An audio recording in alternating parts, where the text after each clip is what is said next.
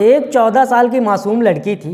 सबसे पहले उसके साथ एक ऑटो ड्राइवर ने बलात्कार किया। उसके बाद 12 लड़कों ने लगातार उसका 24 घंटे तक बलात्कार करते रहे और उसके बाद मुंबई स्टेशन पर 2 रेलवे कर्मचारी ने उसके साथ 48 घंटे तक लगातार बलात्कार किया।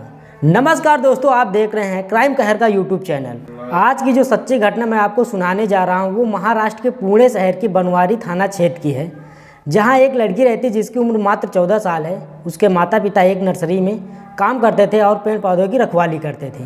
लड़की अपने दोस्त से मिलने का इंतजार कर रही थी पुणे के रेलवे स्टेशन पर, लेकिन किसी कारणवश वो लड़का स्टेशन पर नहीं आता है और वो लड़की काफ़ी देर तक उसका इंतज़ार करती रहती है। तभी वहाँ पर एक ऑटो ड्राइवर आता है और उसने उस लड़की को रोते हुए देखा। अचानक एक ऑटो वाले की नज़र उस लड़की पर पड़ी जो वहाँ पर रो रही थी। उसने उस लड़की से पूछा, आप क्यों रो रही हो? क्या मैं आपकी क्या मदद कर सकता हूँ?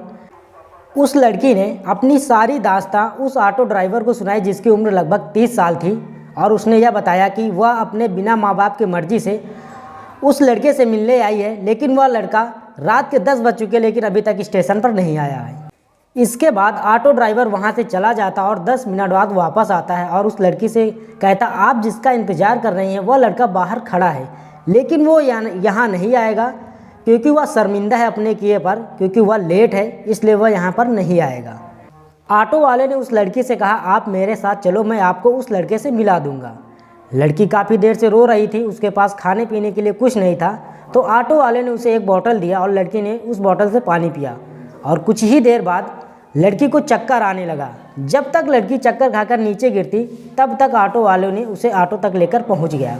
उसके बाद उसने उसे ऑटो में बिठाकर एक जंगल की ओर लेकर गया जहां सुनसान जगह देखी।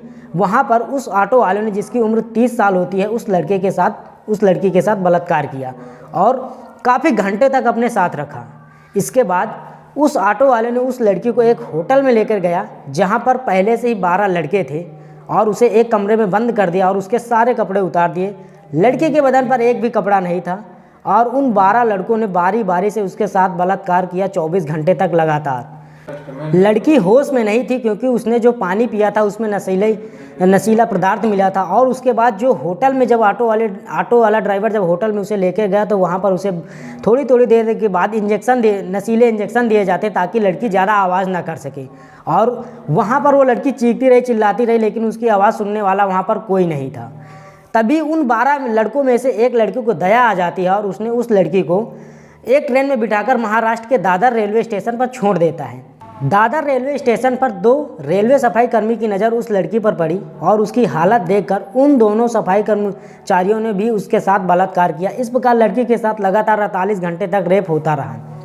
उसके बाद उन दोनों सफाई कर्मचारियों ने उस लड़की को एक ट्रेन में बिठा दिया जो चंडीगढ़ जा रही थी।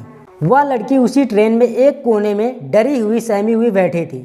जैसे ही ट्रेन चंडीगढ़ में रुकी, एक जीआरपी जवान की नज़र उस लड़की पर पड़ी और वह पल भर में ही समझ गया कि इस लड़की के साथ बहुत गलत हुआ है और उसने तुरंत ही एक महिला अधिकारी को कॉल किया और उस महिला अधिकारी को मौके पर वहां पर बुलाया। उस महिला अधिकारी ने उस लड़की को खाना खिलाया, पानी पिलाया और उसके बाद लड़की ने अपनी सारी आप बीती उस महिला अधिकारी से बताया जो उसके साथ हुआ था। उधर लड़की के माँ बाप ने जब देखा कि लड़की 48 घंटे से घर में नहीं है तो उन्होंने बनवाड़ी थाना क्षेत्र में गुमशुदा की रिपोर्ट दर्ज कराई। पुलिस ने काफ़ी सीसीटीवी फुटेज की जांच की और जांच पड़ताल की, लेकिन उस लड़की का कोई पता नहीं चला। इसके बाद जैसे ही चंडीगढ़ पुलिस ने बनवाड़ी थाना क्षेत्र के पुलिस से कांटेक्ट किया और उस लड़की को हवाई जहाज़ द्वारा चंडीगढ़ से मुंबई लाया गया और मुंबई के एक हॉस्पिटल में एडमिट कराया गया।